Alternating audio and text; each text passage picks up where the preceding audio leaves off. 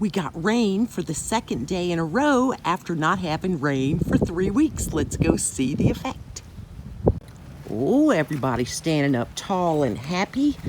I'm hoping I don't have an issue with my beautiful tomato plants with irregular watering, because we've been watering them ourselves, of course, from our rain barrels.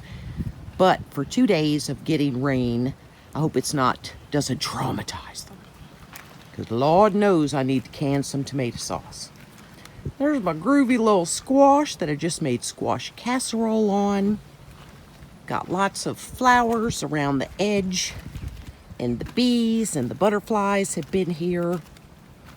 And there's my sugar babies and my cantaloupes.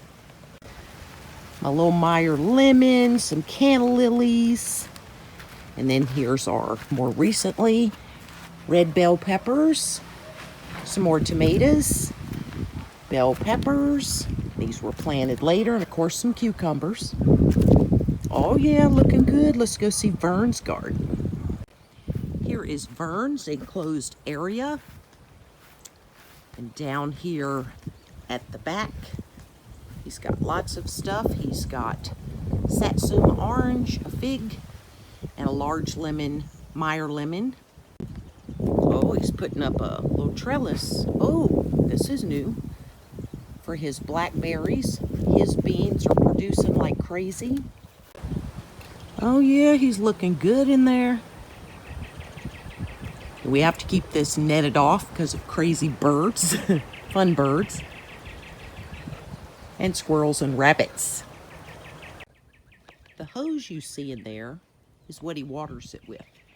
And that comes from our AC condensation catchment. And then there's a big one up there that then you can see the hose running around that we fill up our 4 other rain barrels that water the main garden. But this, being we're in South Carolina and it's hecka hot and that air conditioner runs, it will have water even, when this one is empty for lack of rain. Pretty cool. You do not need a huge, huge garden space to grow food that you can. Now, granted, we're 2 people, but this produces a lot for us in the main garden that you saw before. Don't know if you can see the change in the look of grass. Because we live on a tidal creek at king tides and hurricanes, water comes up into our yard, and our lot is shaped like a boot, and the marsh comes back there. That marsh in a hurricane has flooded our garden before, and then Fern has to change out all the soil.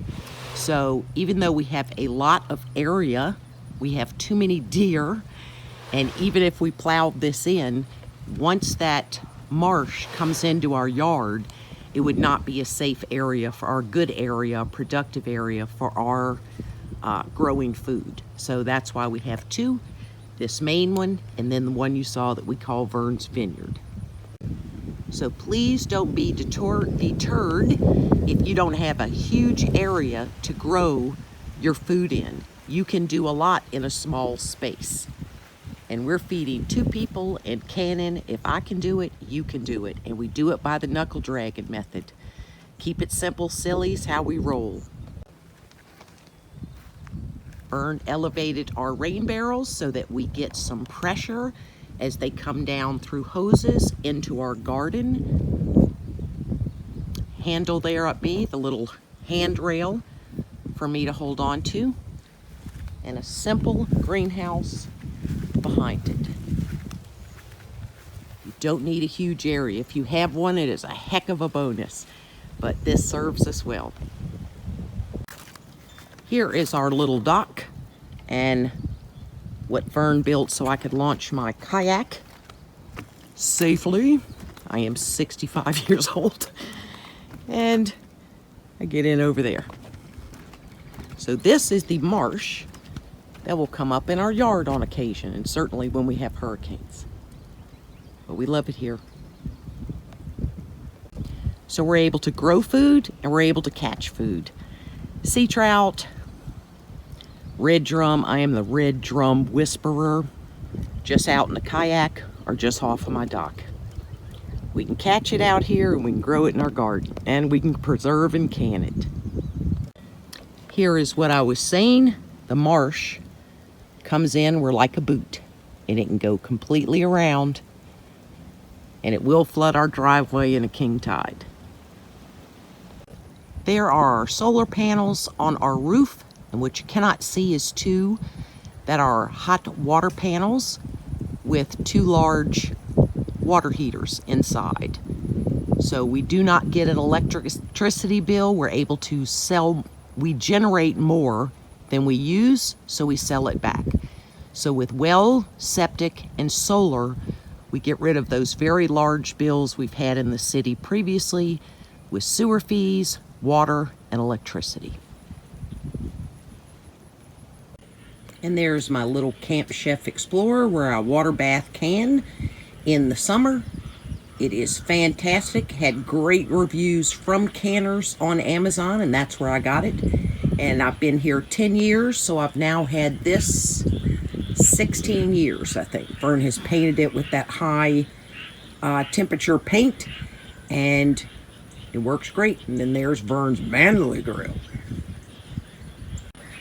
So we are a keep it simple, silly people, and nothing has to be real fancy for us.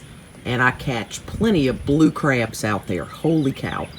And I put them up in my sucky bag after I cook them and pick them, and I do that on my Camp Chef Explorer.